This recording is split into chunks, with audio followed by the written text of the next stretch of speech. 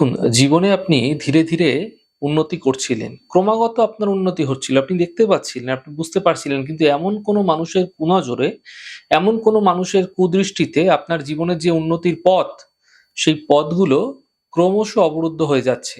ধীরে, ধীরে হচ্ছে এমনটি। আপনি বুঝতে পারছেন, অনুভব করতে পারছেন। এমন ক্ষেত্রে আপনি কি করবেন? যেকোনো শনিবার দিন এই প্রক্রিয়া আপনাকে করতে হবে।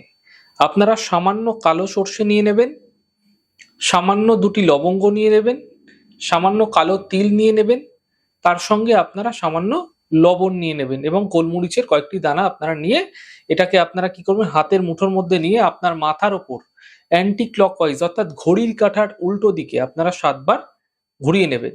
ঘুরিয়ে আপনারা কি করবেন বেসিনে ফ্ল্যাশ করে দেবেন। এমনটি আপনারা পরপর ৭ টি সপ্তাহ করে যান, ৭ টি শনিবার করে যান।